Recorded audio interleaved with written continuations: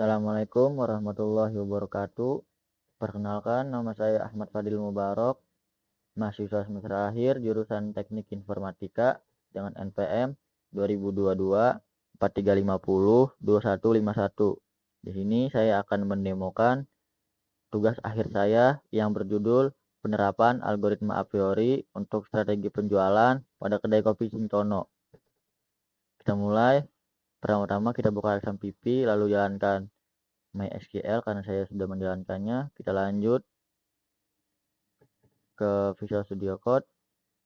Di terminal kita ketikkan perintah python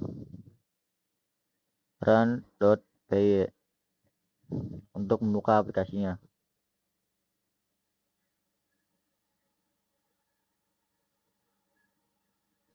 Kita kopikan URL yang diberi di browser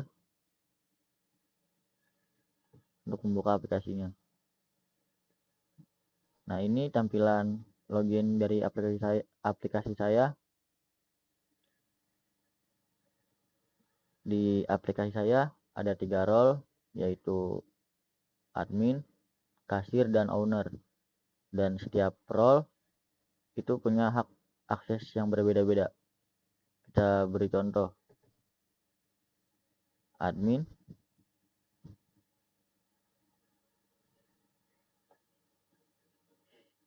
jika kita login dengan admin, maka semua fiturnya akan terlihat. Jika kita login dengan akun kasir,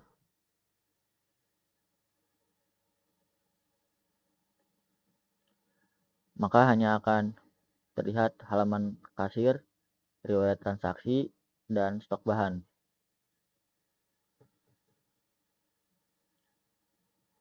Jika kita login dengan owner,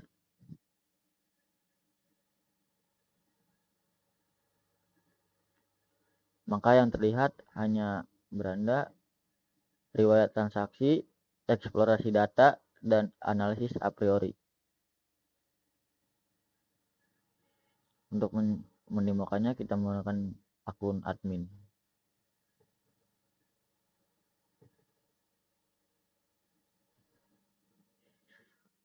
Ya baik, yang pertama itu ada beranda. Di beranda ini adalah ringkasan dari semua fitur, berisikan pendapatan harian, pendapatan bulanan, total transaksi, notifikasi stok rendah, ada sedikit review riwayat transaksi, dan eksplorasi data. Kita lanjut.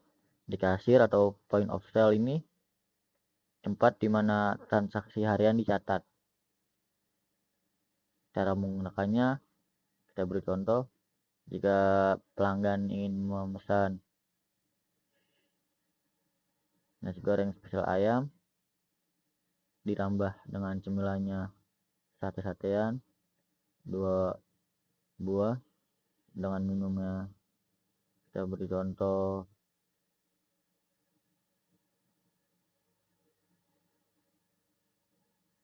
Rajos, lalu kita proses pembayarannya.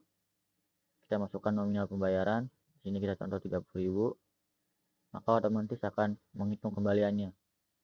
Di sini juga kita bisa memberi sedikit catatan untuk kasirnya. Jika ingin minta tambah gula atau sebagainya, kita konfirmasi, kita lihat struknya.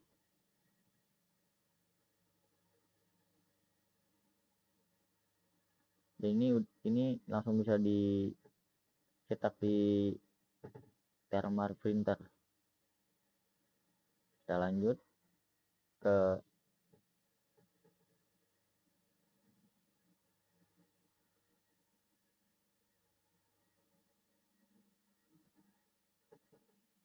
riwayat transaksi. Di riwayat transaksi itu kita bisa mencari data transaksi lewat filter dari tanggal berapa ke tanggal berapa. Kita beri contoh, kita menggunakan data transaksi bulan April.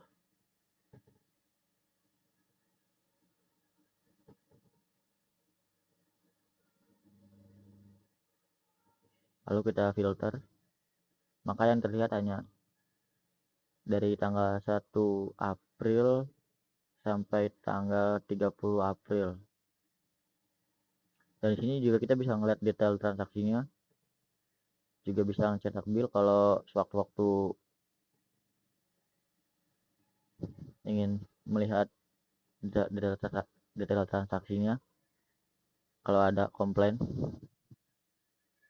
di sini juga bisa cetak laporan.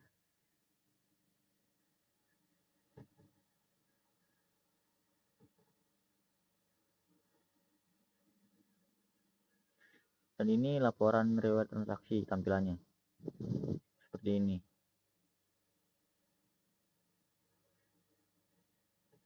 Dan di akhir ada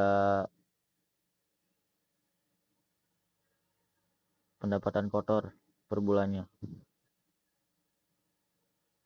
Kita lanjut ke eksplorasi data, sama seperti riwayat transaksi, cuman ini lebih spesifik. Kayak contoh 30 hari terakhir bisa lihat lebih gampang. Kayak di tanggal satunya itu ada 64 transaksi, tanggal 2-nya ada 62, tanggal 3-nya ada 67, dan seterusnya. Ini juga ada pendapatan bulanan, ada pendapatan per kategori, kayak minuman berapa, nasinya berapa, nasinya berapa, dan top 10 menu terlarisnya. Kita lanjut ke analisis a priori. Di analisis a priori kita bisa memilih datanya mau otomatis dari database atau kita import sendiri manual. Di sini juga kita bisa memilih rentang waktu data yang ingin kita analisis. Kita contoh tanggal 1 Mei sampai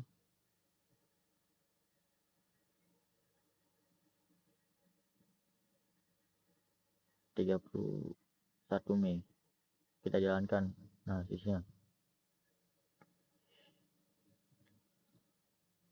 Dari analisisnya itu 2000 data transaksi dianalis dengan total 40 item unik, 60 frequent item sets, dan 26 aturan asosiasi dengan minimum support di 10%, minimum confidence di 50%, minimum lift di 1, dan batas supportnya itu 200 transaksi karena 10% dari 2000. Ini tampilan frequent 1 item setnya. Frequent 1 item set itu adalah menu yang paling banyak dibeli.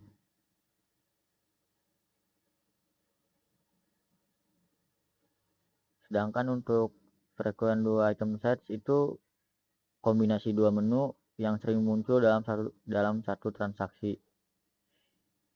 Dan untuk frequent 3 item sets itu adalah 3 kombinasi menu yang sering muncul dalam satu transaksi. Untuk aturan asosiasinya, jika A maka B.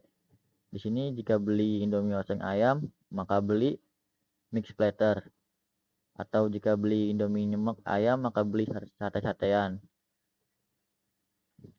Jika beli cireng goreng isi 8 maka beli teh tarik, atau jika beli roti panggang 2 topping maka beli Milo, dan sebagainya.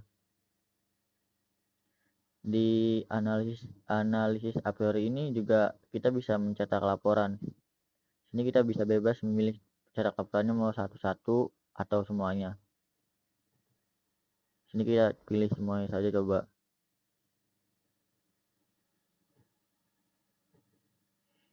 Ini tampilan laporan hasil analisis a priori. Sini ada total transaksinya, ada total item uniknya, ada minimum support, minimum confident, minimum lift, dan batas minimum supportnya berapa.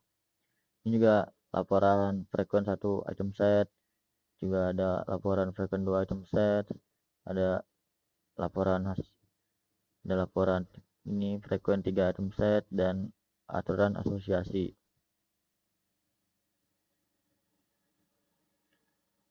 Lanjut di data menu, di manajemen menu kita bisa menambahkan menu, mengurangi, atau mengedit menunya. Kita beri contoh di sini.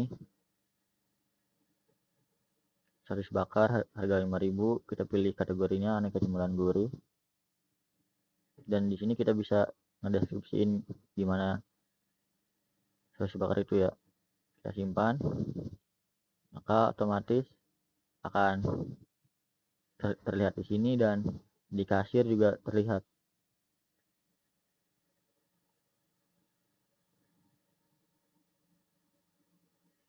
Lalu kita bisa menghapusnya atau mengeditnya.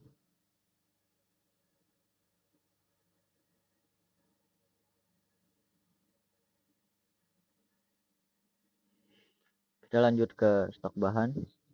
Di stok bahan ini ada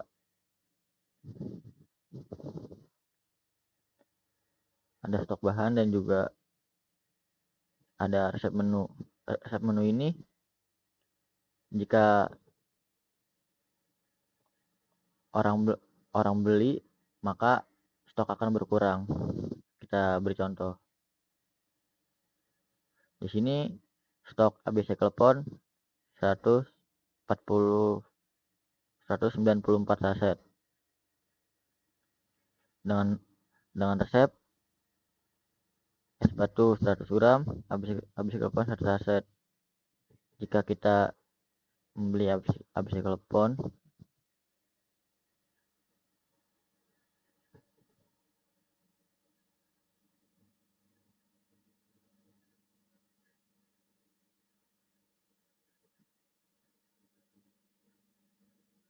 maka otomatis stoknya berkurang. Di sini juga kita bisa nambah, bisa edit, sama bisa ngapus. Terakhir di manajemen user, ini yang bisa buka hanya admin. Di sini kita bisa sama kayak kita edit, ngapus, nambahin, atau kita reset password.